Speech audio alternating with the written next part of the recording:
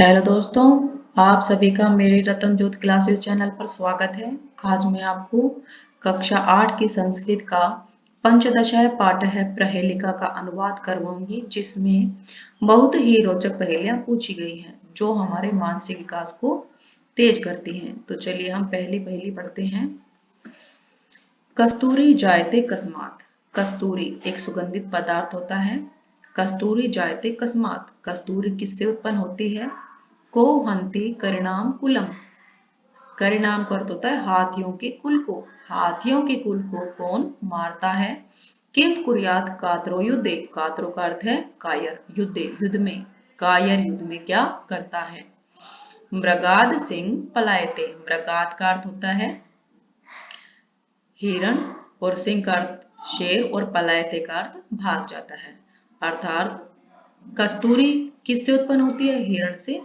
और हाथियों के कुल का विनाश कौन करता है? शेर। और कायर युद्ध में क्या करता है? भाग जाता है।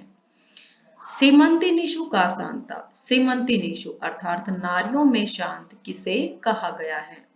राजा को अभूत गुणोत्तम। गुणों में उत्तम राजा कौन है? विद्वद्देवी का सदा बंधा। विद्वानों के द्वारा कौन सदा ही पूजनीय है?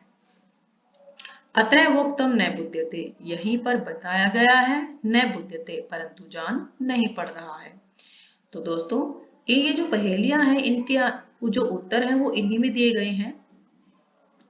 तो इसका जो दूसरी पहेली है, इसका पहला और अंतिम वर्ण जब हम जोड़ेंगे तो हमें इस प्रश्न की उत्तर की प्राप्ति हो जाएगी।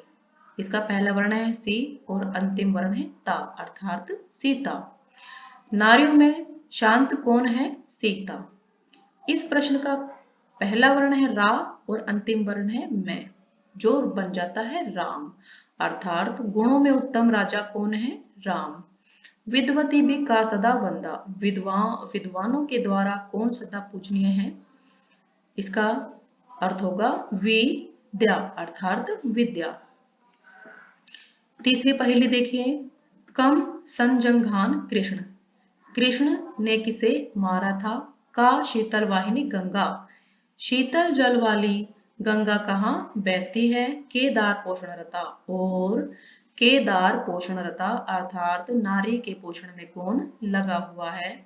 कम बलवंतम न बाधते शीतम। किस बलवान को सर्दी नहीं लगती है? ये जो प्रश्न दिए गए हैं इन सभी का जो उत्तर है वो हर एक चरण के पहले और दूसरे वर्ण को जोड़कर प्राप्त हो जाता है। जैसे देखिए, इस प्रश्न का पहला वर्ण है कंस, अर्थात कंस। कृष्ण के द्वारा कौन मारा गया था? कंस। का शीतल वाहिनी गंगा। शीतल जल वाली गंगा कहाँ बहती है? पहला वर्ण है का और दूसरा वर्ण है शी, अर्थात काशी।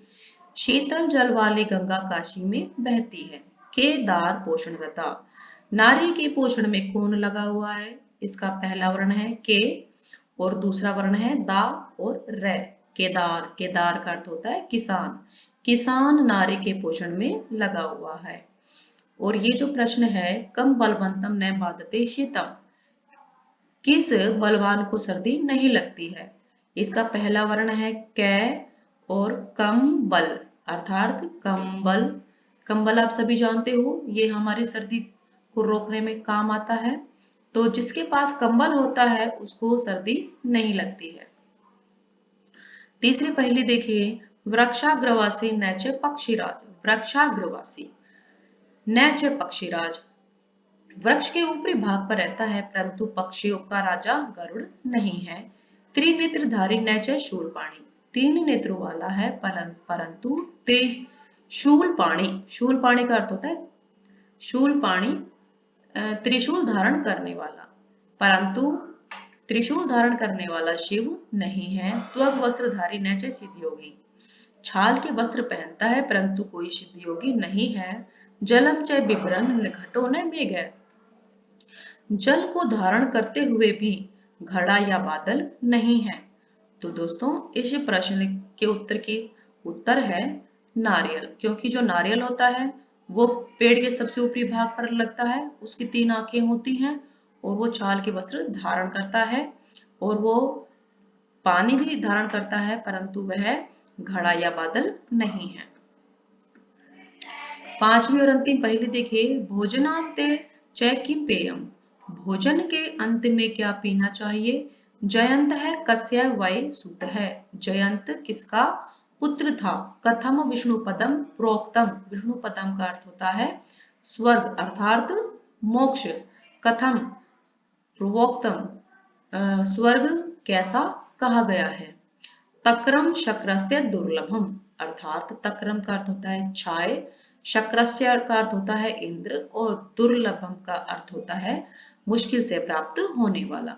ये जो 3 पहेलियां पूछी गई हैं इनके जो उत्तर हैं वो यहीं पर ही दिए गए हैं। अर्थात भोजन के अंत में क्या पीना चाहिए, छाछ, और जयंत किसका पुत्र था, इंद्र का, और विष्णु का पद अर्थात स्वर्ग कैसा कहा गया है, दुर्लभम अर्थात दुर्लभ मुश्किल से प्राप्त होने वाला।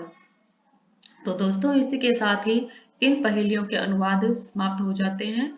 और यदि अब तक आपने मेरे चैनल को सब्सक्राइब नहीं किया है तो आप उसे सब्सक्राइब कर दें और बेल आइकन को भी ऑल प्रेस कर दें ताकि आप मेरी नेक्स्ट वीडियो जल्द से जल्द प्राप्त कर सकें। धन्यवाद।